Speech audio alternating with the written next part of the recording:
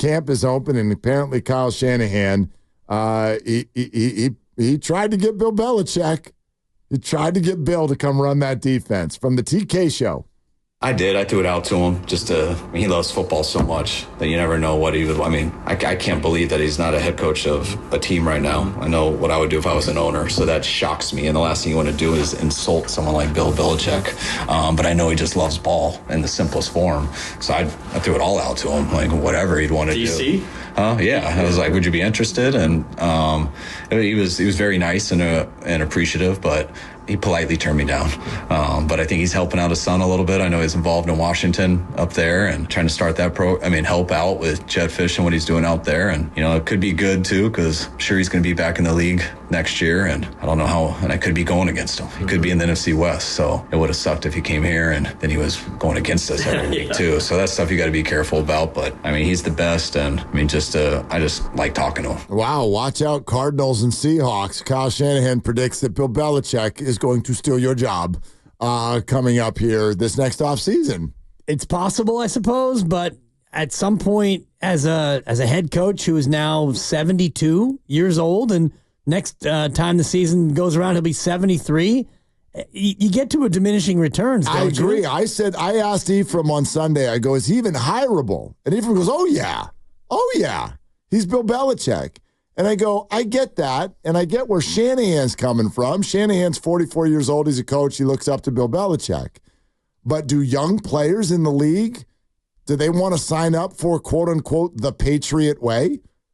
Like, does that resonate anymore?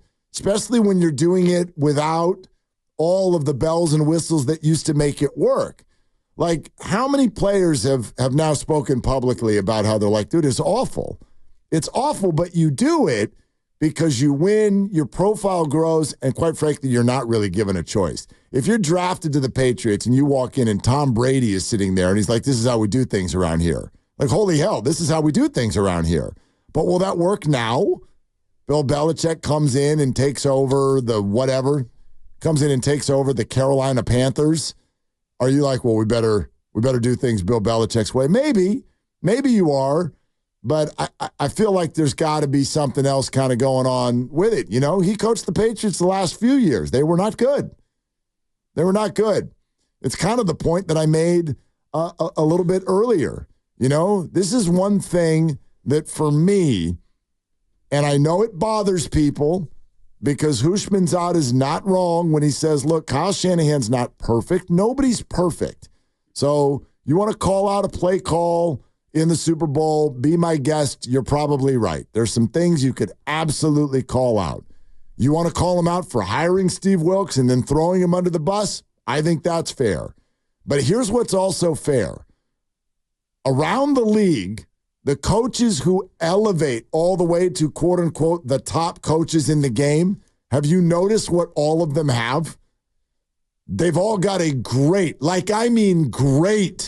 quarterback. Great quarterback. Oh, I like John Harbaugh. Right. Lamar Jackson. 2-time MVP. Okay. Well, you know who the best coach in the league is? Clearly, it's Andy Reid. Well, that's interesting because he coached for 4,000 years in the NFL before you thought that, and you didn't think that until what? Till Patrick Mahomes.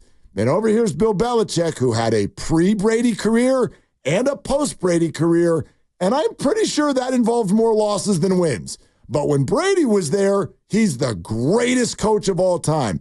Well, what's Shanahan done? Shanahan has largely won with the 49ers with a guy who just got dragged through a Netflix documentary. He went to a Super Bowl with him. Devontae Adams couldn't even play 5 games with the guy. Yeah, without going off on him. Without losing his mind. That's a good point. So get on me all you want when I say I would not trade Kyle Shanahan for anyone. Anyone. Well, and TJ Hushmanzada talked about how, Niner fans need to wake up to the reality that Kyle Shanahan is one of the best in football. And, you be careful about what you wish for. And he used the old spouse analogy when you get rid of your wife and you realize on the other side of the fence and you try to get her back and she's not coming back and you're left, wishing that you had her back. And that's the situation here with Shanahan is, be careful what you wish for. Is he the absolute best at everything? No. Is he a guy who comes up short in the biggest game. You can think that. He has, yeah. He's gotten there in, 4 of the last 7 years? They've been in the NFC Championship game? I don't even understand fully what's going on offense. This Netflix thing, it's like, good God, what the hell? Like, Jimmy could not function. He couldn't complete a pass to people who were standing by themselves. When he was here, he went to a Super Bowl, and he won. He won a lot of games even when he wasn't the Super Bowl quarterback. What on earth is going on? And I'm trying like hell to not let that enter my Brock Purdy brain because, look, is Brock a superstar? I don't think that. Is Brock elevated because of teammates and Kyle? Yes. But is Brock also way better than Jimmy? Yes. And I think the numbers show that. He's not dink and dunk, but is he elevated because of what's around him? Sure. To what level is what everybody's trying to figure out? Then again, I don't know if it matters. It doesn't matter as long as he's here. As long as Kyle's here, as long as the offensive weapons are here, then this works. And I firmly believe it works well enough. But that is some kind of characteristic to carry around with you in the NFL. I'm the head coach whose team is good, whether we've got a good QB or not. Oh, my God. When has that ever been true ever with anyone? It's pretty rare. And, a lot of times the quarterback becomes elevated because the team wins and you have a good coach who helps you play better. And I think that's the case of Jimmy Garoppolo. We've certainly seen him go elsewhere and subsequently not play as well. And even Nick Mullins and C.J. Beathard, whose careers weren't great here, but they were better here than they've been elsewhere. And Trey Lance, we'll see if he gets another crack somewhere. And He didn't get much of a chance here for obvious reasons. But I do think that we have to keep always that in mind when we talk about the great quarterback rankings. A lot of these guys are so dependent on the coach and the system anyway, no matter who it is, that sometimes we look at quarterbacks in a vacuum and it's not appropriate. It really is who's around you, what's the scheme, and how successful you are. Yeah, 100%. Look, all of these things feed one another. I'm not trying to diminish Bill Belichick. My goodness. Currently the 5th oldest coach in history, and if he got another job, I think he would pass Romeo Crennel, 73, almost 73 and a half when he had the gig. Maybe this is also a moment in time conversation as well. I'm just in America, we're in a little bit of a moment here where people who are well past 70 years old, I'm like, can we not put all of our chips into the middle of that table? So I don't want to go down that road. No, but if I'm running an organization, I'm both thinking short term and long term. Am I excited as an organization? I know he's Bill Belichick, but okay, what is he 4 years from now? That's kind of the 4 year, right? You bring someone in. Okay, I need a year to get my people around me. Let's have a draft. Let's have another draft. And then let's build what we're building. The process takes about 3 or 4 years. Now he's 78. What? Yes. I don't know, man. That would not, Shanahan says, I'm shocked that owners haven't ponied up and got him. I don't know, man. I don't know if I would do that. Especially in a field like that where it's pretty demanding. You're talking about 16-hour days, and it takes a lot of energy and a lot of effort. And also what you said about the post-Brady run in New England where he was unable to kind of get that thing right, and he tabbed a quarterback who doesn't look like he's going to be the guy. Mac Jones doesn't appear to be the answer. I know it's tough to follow Tom Brady and tough to follow a legend, but if Bill Belichick was really the genius, then he probably would have done better at quarterback in that draft. Well, he's a defensive guy. Right. I know people hang that around Shanahan with Trey Lance, and that's fair. He's an offensive guru. Bill Belichick's not. The Patriots ended up last year. It was 2 years ago. They didn't even have an offensive person calling plays. The thing got totally just out of whack once Tom Brady left. Speaking of Tom Brady, this is also interesting from the TK show. This is a little beefy, but this is so interesting. We want to play the whole thing for you. Take a listen to Kyle Shanahan talking about reaching out to Tom Brady last offseason, having a conversation with Brock Purdy about that and why he felt comfortable doing that in what was a rare circumstance last year. I have to feel very confident just from a football standpoint and from just a relationship standpoint and what's right and wrong, kind of, to feel good about doing something. And I felt very good about that and comfortable. So it wasn't a hard conversation for me with Brock. You'd have to ask him about it. It's not always the best thing that you want to hear. But I thought when I explained it, I looked at it as a huge compliment. You know, after the 2019 season, that was Jimmy's first year as a starter in his career. And he did some really good things. And we almost won a Super Bowl. He was a young quarterback. We had only played with 1 year. And to get a call a few weeks after that with Tom Brady wanting to come play for us, that was one of the hardest things I've ever gone through in my life, because Tom Brady is the best quarterback to ever play. He's who I've watched since day one of when my career started, and that was kind of a dream of mine. And I knew how good he was, but I also knew we had a very young quarterback who had got us that far. And to sit and risk that young quarterback with, I forget how old he was at the time, 41 or whatever, I just kept thinking, like, what if he comes in at that age, pulls a hamstring, and now I've messed up Jimmy and all that. So it wasn't a fun decision, but I thought for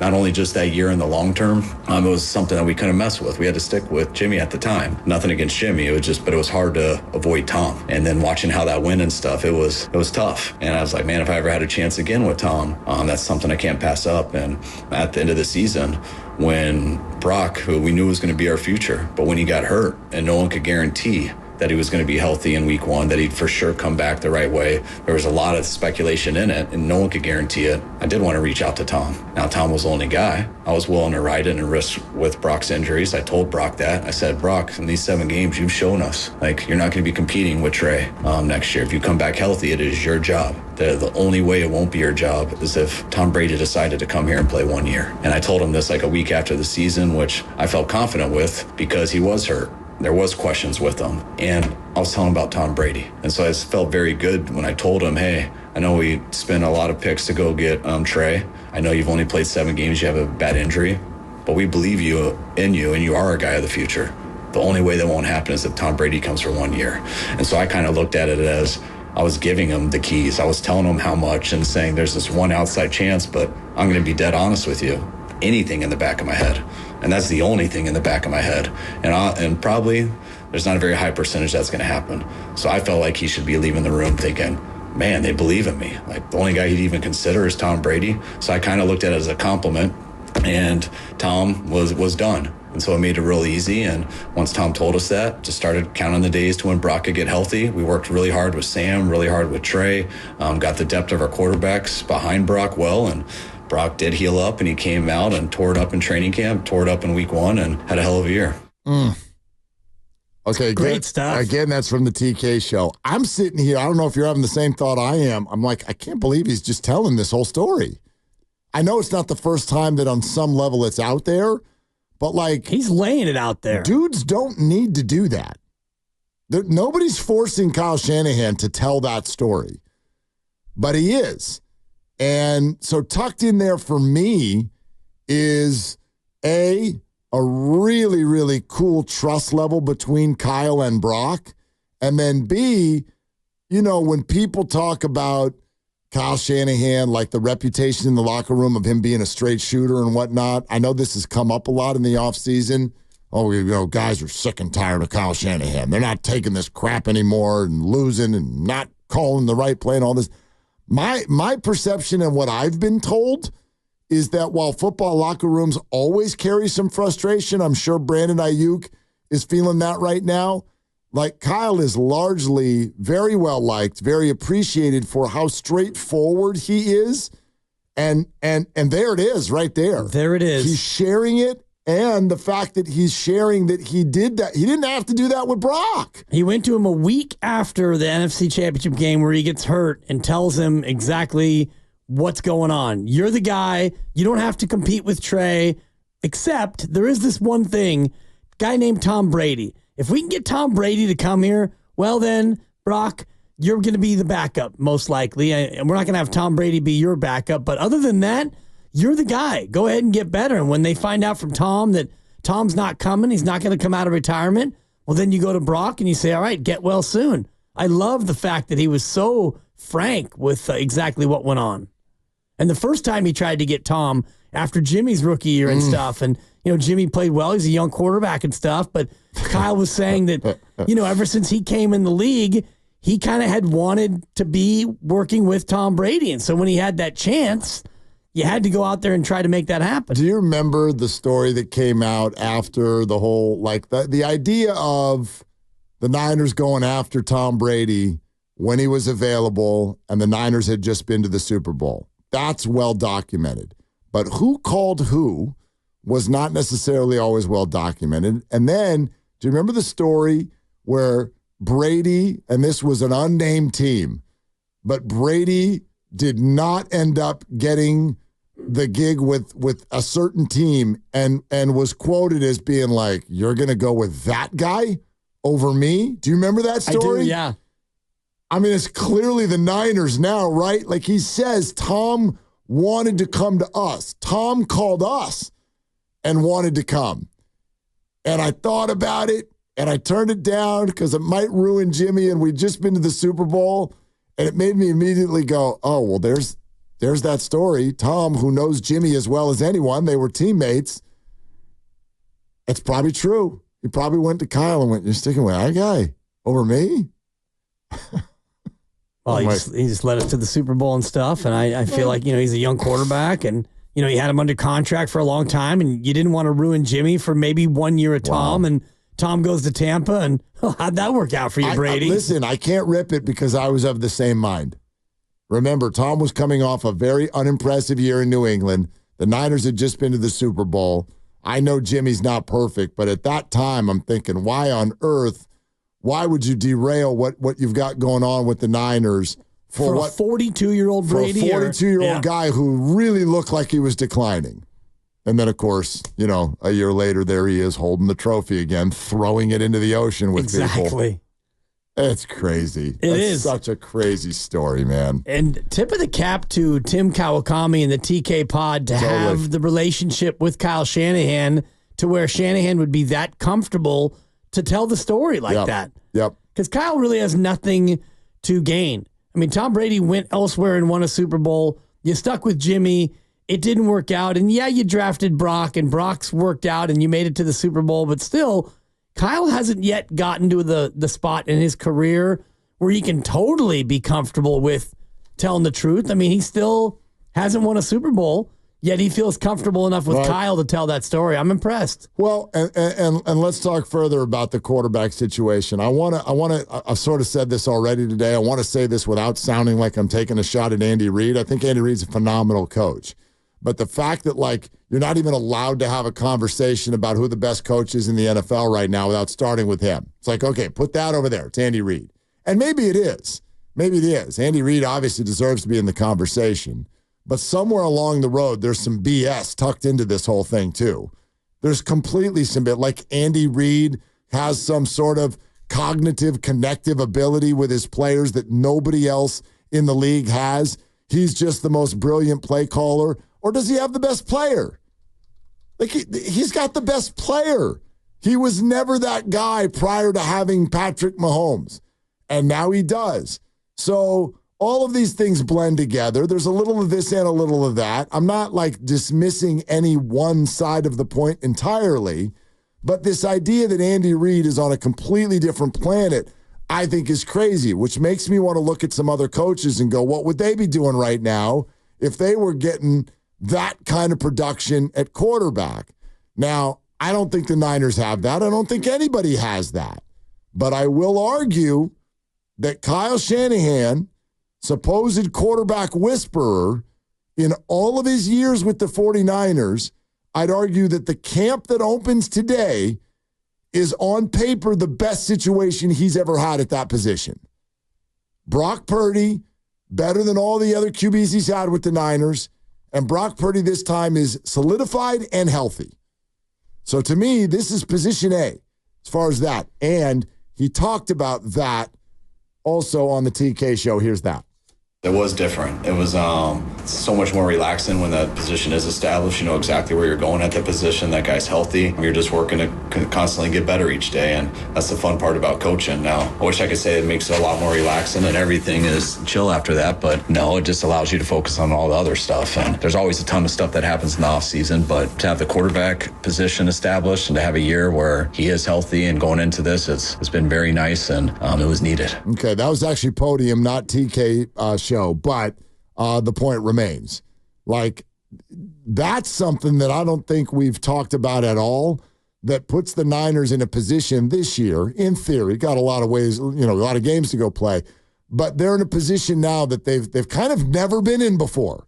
Yeah, you don't have to start from square one. You've got a quarterback who's coming off a year, a full year, a healthy year, a Super Bowl year, and now you get to start from square 8 or square 15, wherever you feel like you need to pick it up. And most of the skill guys that you had last year are back. I know you're always going to have, a couple young receivers, new tight end, a running back, whatever. Those are depth pieces, but you get Christian and George, you get Debo and Brandon and Kyle and Trent and all the fellas. They're all back. So your offensive unit doesn't have to start from square one. That's a huge advantage for a coach and for an offensive group that is looking to do more things, new things, and creative things. All right.